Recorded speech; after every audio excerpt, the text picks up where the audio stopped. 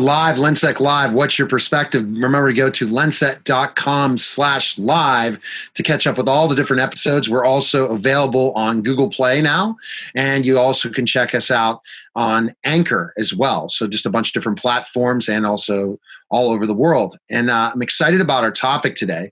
And I could thank, I guess, one of the veteran regional sales managers for this topic. And so our topic today is going to involve video surveillance, the trends we're seeing, different things, defining what video surveillance is. And I have with me the 4 of our regional sales managers. And I guess if I was looking at specifically where they're at, first, I'd like to welcome to the program Scott Oliver. Scott Oliver is the regional sales manager in the Southeast region. Scott, thanks for stopping by. What's your perspective? Thank you. And also the one who's come up with this idea, and he is our regional sales manager in the South Central region, Mike Deakes. Mike, I'm really finally happy to have you on the show. Again, thanks for the invite and looking forward to it. And from the Midwest region, David Singer. David, thanks again for stopping by. My pleasure. And from the West, Patrick Hart. Patrick, thanks again for coming on. What's your perspective? Nice to be here. Absolutely. And, you know, when you look at it specifically, the series of questions that we're looking, the thing that I'm seeing is the role of integration, how that has changed throughout the industry. Mm-hmm. And so I'm going to ask that question to go first of all to Scott Oliver. Where have you seen the role of security integration change throughout the years? Well, yeah, it's a great question. What I have seen is in the past, an end user, let's say a college campus or what have you, their systems were segmented. So they would have one company come in, do one thing, another company come in and do another. And so there was many necks to choke. Now, what I've been seeing in the last, especially couple of years, is more and more they want a true integrator in that someone who can manage their CCTV, manage their alarms, manage their access control, and anything else. Of course, that has also bled into not only managing that, but many of the security integrators have become more of an IT specialist.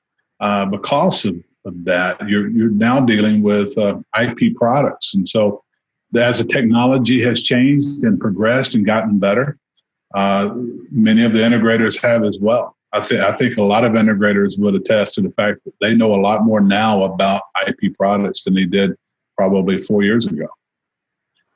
Yeah, absolutely. I think that it's changing so much. And I remember talking to integrators and they were telling us the same thing, that before they used to talk to the security director or facilities. Mm-hmm. Now it's IT, which right. makes the complexity of integration become more and more difficult for the security integrator, because they have to have multiple areas to think about, the physical security, but also the technology involved in it, and video management, software, and access control, all these different things. IT has that expertise to really dive deep into the technical part of things. And so that makes it different for that security integrator when they're going out and selling video cameras, when they're selling video management software, or they're selling access control. Would you agree, Mike?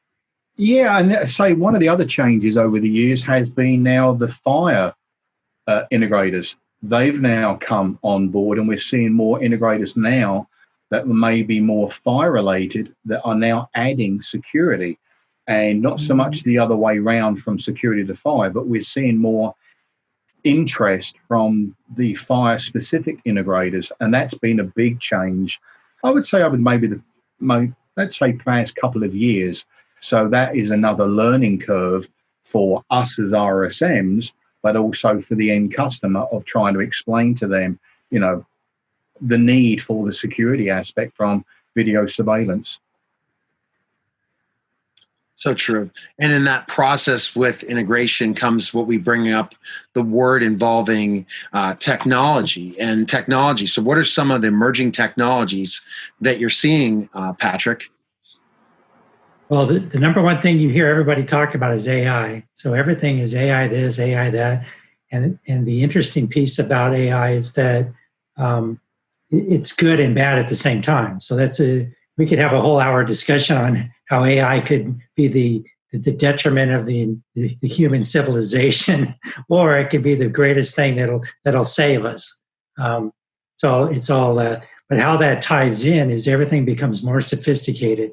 So I think that from integrators to end users to manufacturers, everybody is smarter today because of technology. And I do it all the time. When I don't know a question, I Google it. I look at a video. I see how something works. And our website has that library of videos that's easy to find anything that we do. So if you have a feature, installation, questions, being able to see a video instantly on your phone or your laptop, having that at your fingertips is very valuable today. Truly very valuable. And the fact of the technology will keep us safer.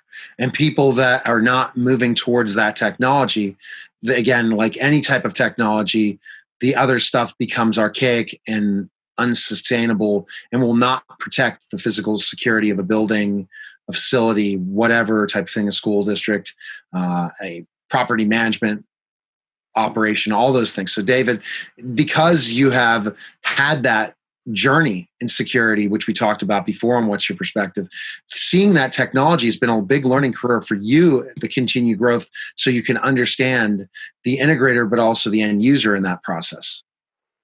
Well, the word technology in itself has dominated the world, and the technological curve, so to speak, is extreme. And, you look at the first couple of questions here, what's changed for our integrators, technology, what's new technology. 5 years ago, we referred to our partners as dealers. Yeah. Now we refer to them as integrators. And why is that? Because they're now, everything is network-based, and there's a whole skill set that they've had to acquire. And, when you look at the COVID pandemic and the way that the industry responded and how quickly they responded to come out with solutions, and then obviously the installing integrators have to learn and implement them. It's a different world, and you have now the end user getting involved because, with the pandemic, they have to react. They rely on their integrators to help them with the technology. So it's all intertwined. And, I really think, that's ultimately technology, generically speaking, is the big impetus in our industry today. Mm-hmm. Yeah, it definitely is. And I think what makes it interesting. When I first saw our solution, I said, wow, I was in the idea before I started working for LENSEC that I didn't know that video management I still thought it was on tape. You see a lot of these different crime shows and stuff that are not the technology 21st century, but ones where people have erased the tape, have stolen the video. Well, that can't be done anymore. And that's so cool, and where things are going. When Scott, when you talk about the challenges an integrator faces with installation, why is that? What is all involved in installing, cameras, access control, and video management software in the process? Finding each type of end user based on that installation.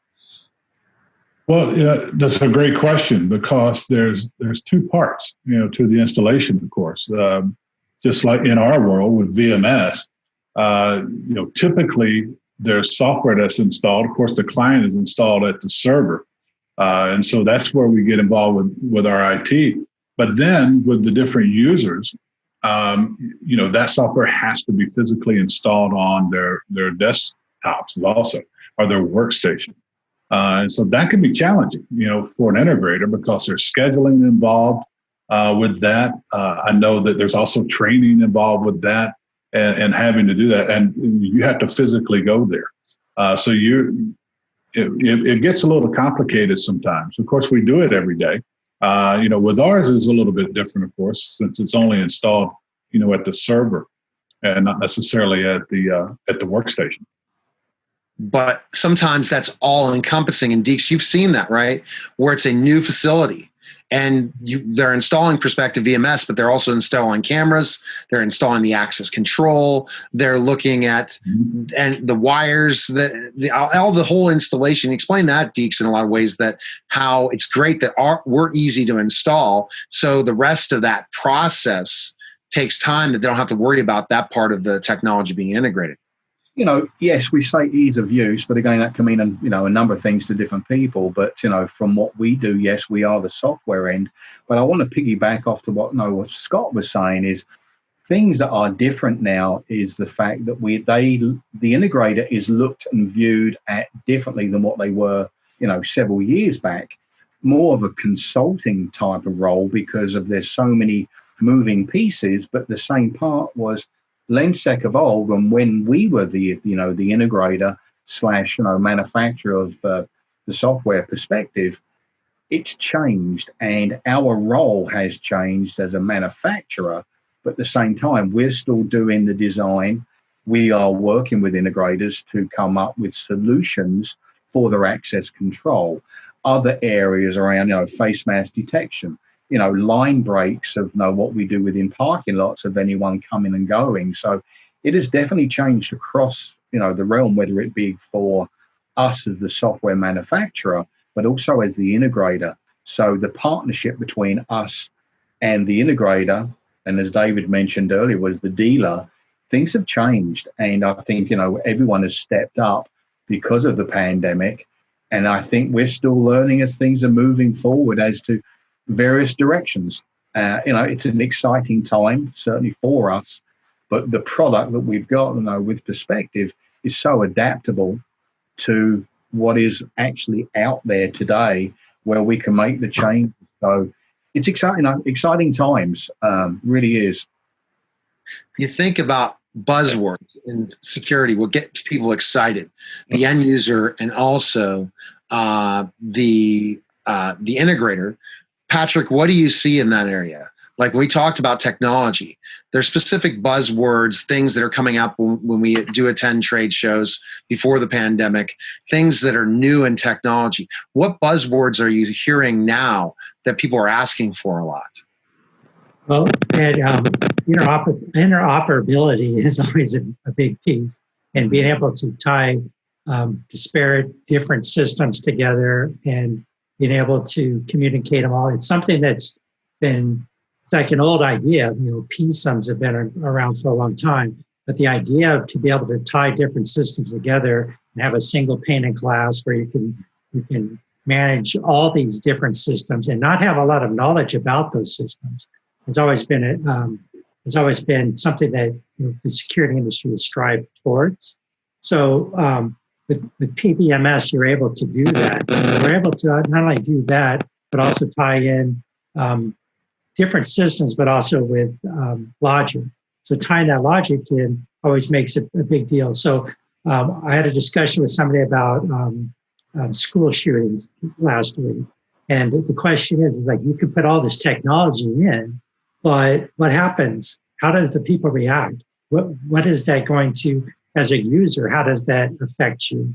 And I think that technology can solve those problems to make it simpler and say, when 3 systems go off simultaneously, here's what you need to do to be safe, and here's what the next steps are.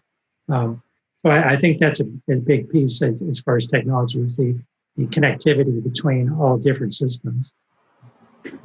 Scott, are you hearing any buzzwords on your end, especially with COVID-19 regarding technology?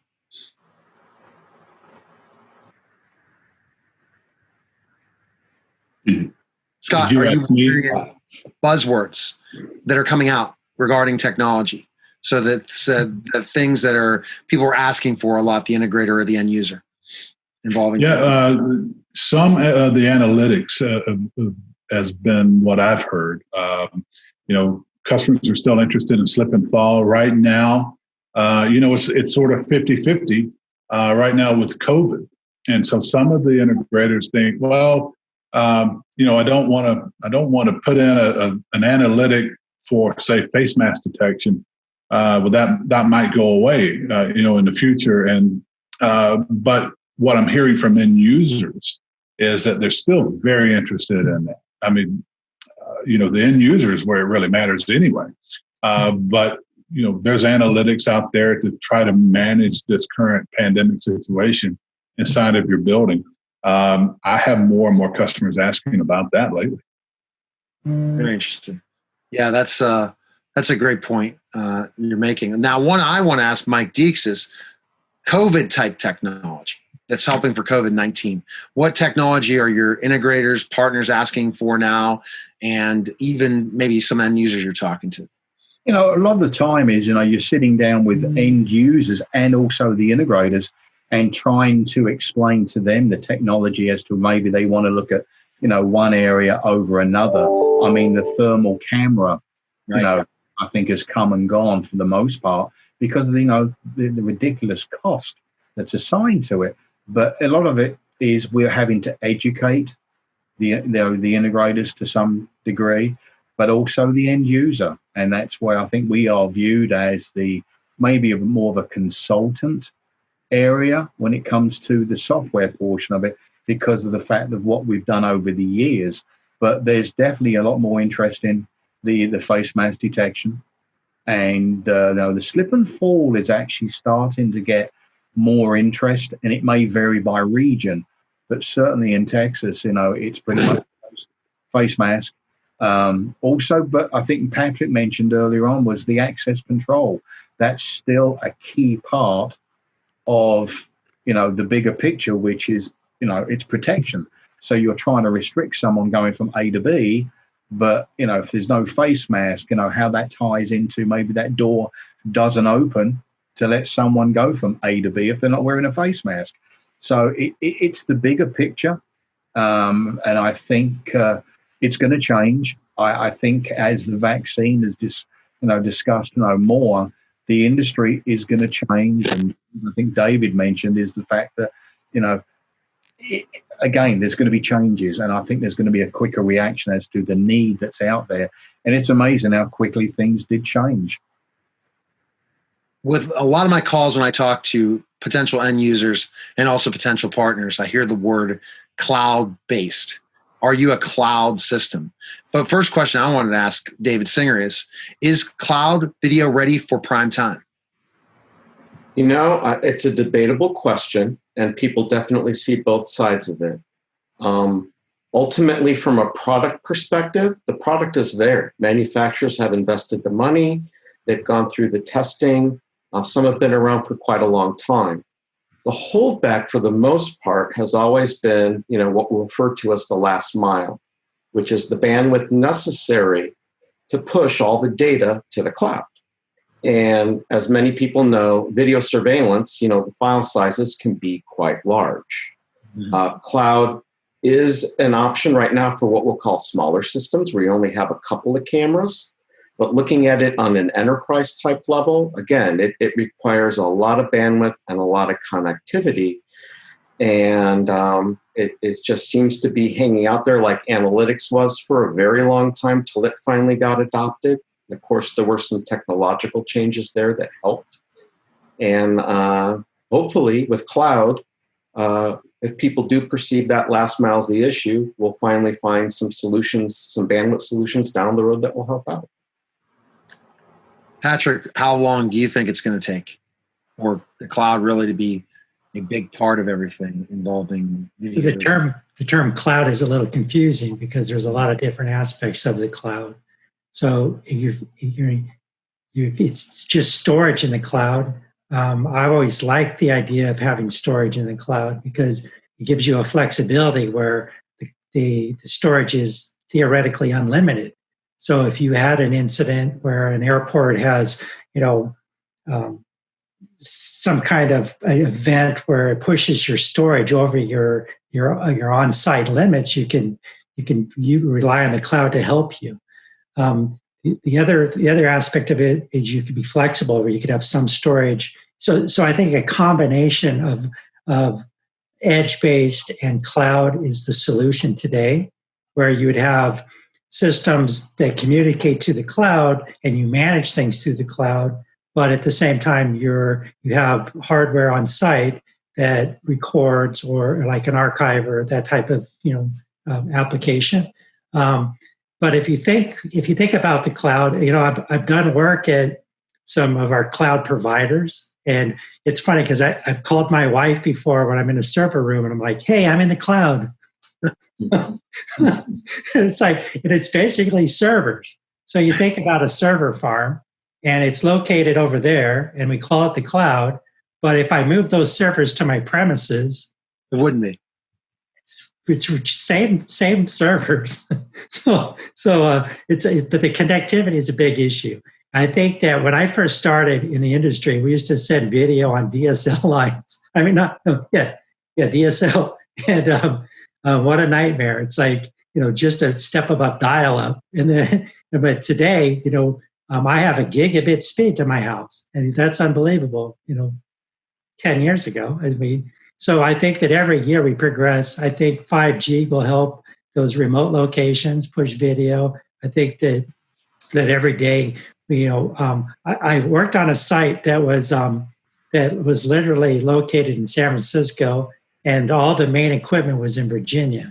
And I was asking a guy, I'm like, "Do you have any latency issues or problems?" And he's like, "Nope, not this system." So I think it has to do a lot with what you pay for connectivity. And I think that the term cloud is confusing to a lot of people. So I think that's like a lot when you say security. It's like, well, what is security? It's like, okay, I think there's so many different elements that you can dice it up. And that's why the consultant side, having manufacturers and integrators help end users understand what those differences are and how you parse each piece and which is the best application for each site. It all makes a difference. See, when I think of, I guess I thought the cloud was really in the cloud. Just kidding. I'm up in the clouds. But again, that makes crazy. We're thinking about the cloud. It's basically a large server. It's like people that decide to host their own website on their own server versus a company that has lots more protection so that if there's no chance of your website crashing. If you have a server, your own server you're managing, sometimes that means that website's going to crash. So you choose a place that's more reliable and things like that. What sounds like the cloud that has such larger server space, that's what they mean by the cloud, but then it just costs money. And so, Scott, isn't that true that basically, even with 5G, it's still very expensive to store everything in the cloud, right? Oh, yeah. Yeah. And, what I'm hearing is we've always, and myself included, said, hey, it's stored somewhere out there. But it sounds like Patrick knows where the out there is. I mean, we all know. It actually is somewhere, right? But you're right, it is more expensive in some aspects, and storage is still expensive. But the technology is there. It's an exciting time. To have somebody manage all of that from the cloud server, that is amazing, because then the worrisome of, is this server going to run out of space? Is this going to happen? But it's going to cost that end user a lot of money at this point. But at one point with 5G, we're going to see a decrease of pricing down the line. And we'll see, because again, I know there's a lot of initiatives with the 5G. I don't even think Pittsburgh has 5G yet, but there's a lot of initiatives coming. The more it becomes more rampant, and who knows in 10 years what we see. Yeah. Now, COVID-19 has changed our industry so much in such a short period of time. From just meetings and everything. So, Mike, what are you seeing as trends with COVID, with how integrators are looking at COVID-19 for their customers, and also when you're talking to end users? Well, it's the same for us and on how we're working with the integrators. I mean, it's changed everything that you do. I mean, virtual meetings, Zooms, and everything else. They've got to obviously reach out to the end user to see how they want to be, I suppose, interacted with as to, okay, how are we going to go look at a project that you want to do? So you've got to do the different types of scheduling times around when is it safe to go on property, and then from that point, how to engage with, let's say, LENSEC or the manufacturer of how they're going to play in it. Because again, we are the software end, it makes it a lot easier. We don't have to be present to do the installations for the most part, but the market as a whole has changed totally. I mean, I would have never guessed would we be where we are today, but we've adapted. I think David has mentioned that we're very adaptable, and but the market had to be. we've definitely been able to move along with them. And it seems to change from day to day. I mean, 1 minute you'll get one information about a certain end user and customer engaging with another integrator, so we're going to go in one direction, but then something may change at the end user. Could be a school, could be healthcare, as to their requirements have now changed. So then the integrator has to adapt. And again, most of the adaptation, I think, changes affect the integrator more because they're on site.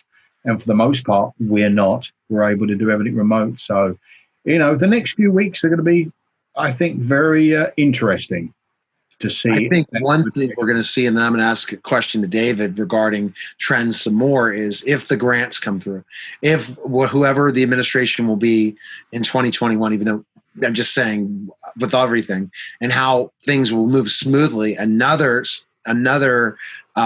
package is done. It needs to be towards security as well, because we don't want our customers to have people that contract COVID-19. So they're going to have to come up with a plan to make it so that even the smaller businesses or medium-sized businesses increase their security needs. And with COVID-19, they have to. So hopefully there'll be money, especially when we talk about school districts getting more funding, or definitely healthcare needs to get more funding because of what they're dealing with, so that they can make their facility, the hospitals or urgent cares, even more and more safe. And video management software and physical security is needed more and more, an uptick in it, an upgrade in it. So I see that happening going into 2021. David, any other trends to add regarding COVID-19 you're seeing? Again, there have been a lot of very quick reactions. There's been a lot of development in terms of temperature sensing or heat sensing cameras that have come into play. Obviously, with analytics, that was already mentioned, helping to detect when someone is not wearing a face mask. And then we can also throw in things like analytics where you can observe social distancing, making sure people are keeping social distances, where you can do line monitoring, people counting of people in line, and then looking at the people and making sure they're keeping a proper distance and wearing a mask. And those are just some of the ones that have come into play recently. And again, as everyone I think has said, that the curve is growing fast, and we'll see new technology develop and develop and develop. And tie into that, you have this whole Internet of Things, which has now taken a backseat, the IoT. But everything now connects to a network. Everything connects to the internet. Everything's becoming smart. So you're going to see, and you tie that in with AI, as Patrick mentioned, and making systems smarter. Number one, to not only detect just the types of events you want detected, instead of having to, the old days of shuffling through 100 motion alarm events. Now we can narrow it down to just maybe the 2 or 3 or 5 or 10. And then, it increases efficiency, and it ties into the whole security world in general. So it's just rose-colored glasses, so to speak. It's an exciting time, and if you like technology, certainly, we're on the forefront, we're on the cusp, and it's one of the things I love about this product is we're very fluid and very agile, and it's exciting to see us react and develop custom solutions based on it. And I think that the end user, Patrick, this question wants to go again involving COVID-19 and all that. What recommendations should you make? Because a lot of end users are still have lots of questions regarding upgrading their technology and their security system. What would you say? Well, I would think that I wouldn't want to necessarily jump on the most expensive or highly technical advancement right out of the box. One of our partners, Galaxy Access Control, has a very interesting COVID technology that's super simple. It's basically an app on your phone, and before your credentials work that day, you have to answer a questionnaire. So you answer the questions, kind of like what the doctor does when you go to the doctor's office. Doctor asks you some questions. Same type of thing. You answer these questions on the app, and then your credentials will let you in the door to go to work.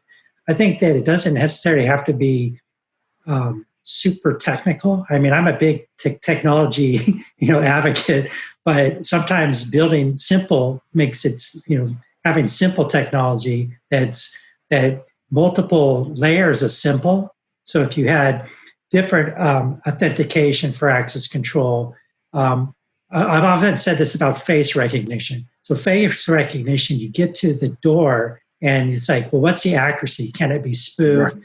Can somebody cheat the system? Well, if I had multiple authentication up to that door where I'm doing license plate recognition, I'm doing, an app or doing some other technologies first, then my face recognition doesn't have to be as accurate. So building those workflows where you say, this has to happen, this has to happen, this has to happen. I think that type of technology makes it where the you're not relying on one technology that has to be super accurate. So, that's great points. Now, Scott, one thing I'm hearing also is people are always still thinking so much about COVID-19. People have to think about physical security involving the technology, video management software, all those different things. Scott, think about specifically the old school things we were worried about before COVID-19. So that's another thing for people to have to think about when they're talking about upgrading technology, right, Scott? Right, yeah, because the concerns that the customer had 10 years ago, for the most part, are still here, right? So we're adding to those concerns, but those concerns about say perimeter security, if you have cameras around a perimeter and you have line crossing, along those fence lines, that's still there. And so you're right. I mean, those needs still exist, coupled with the unique needs that we have today dealing with COVID. So sometimes that can be a little overwhelming. But the best way to manage that, of course, is all in one easy to use platform, I think. Exactly. And that's what we're able to do. Now, this question goes towards David we've really talked about everything regarding physical security, from the integration part to the technology part to everything. And now if I'm a partner listening to this right now, David, how can I make selling video management software profitable for my business? Okay, well, obviously we look at it from a perspective VMS angle. And, the obvious one with us is the fact that there is no client software to install or maintain. So as rollouts get larger, you don't have to go around and install 10, 20, 30 different clients. You don't have to be involved in upgrading or upkeep of those clients. And you pretty well eliminate any configuration issues, because in the past, it happens by accident. We upgrade the server components, but we forget to upgrade the client. So all of that's eliminated. So none of that work comes into the equation anymore, which, puts more into a service contract, more profitability. The one other thing that I like to bring up before I turn it over to my associates is we're open platform. And one of the things that I'm seeing in the industry and was seeing before I came to LENSEC is a lot of manufacturers today are trying to make themselves one throat to choke. It's our server, buy our cameras. They try to incent you to do so. But, to me, it's all about building the system with the right pieces and parts to produce the results your end user needs to see, whether that's from a comfort level or specifically a cost level. It allows you to go out, find the server you want to install the software on. You can go ahead and shop. You can find the best camera at the best price. All of that comes into play as well. So I think being open platform and building the system with what you want to build it with is very crucial, and helping you be more profitable as well. And that's great. And Deakes, what would you add to that? Well, again, that's a big change where you've got the thought process of that one throat to choke, where you've got one, vendor that wants to do it all. But I think today, partnerships are more crucial than they've ever been, where, again, having an open concept allows the end user to have a little bit more control, even the integrator too. So it's a big difference. The one thing I would want to go back to a previous question you had of Scott was what has changed also is with the building security now is more key than it's ever been because people aren't in the buildings. So there's a lot more theft going on, which is different today than what it was maybe a year ago. So we've got a lot more empty buildings, but again, a lot more theft taking place. So the market definitely changes on that. So, but no. If I would do this is such a great roundtable discussion. If we had more time, I would want to talk about certain case scenarios that you've dealt with your customers, and also user case scenarios involving working with the integrator for another roundtable discussion.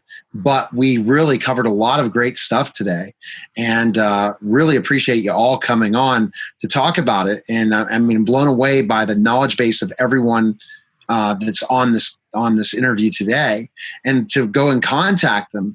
And you guys can contact them very simply by going to lensec.com and schedule a demo, and you could schedule a demo with any one of our regional sales managers that's on this call today, or go check out us at lensec.com/live to check out all the different episodes and catch up with different areas of security. You'll find we've talked about so many things regarding the physical security and such great experts. So I appreciate you guys all stopping by, and what great information today. Thanks again.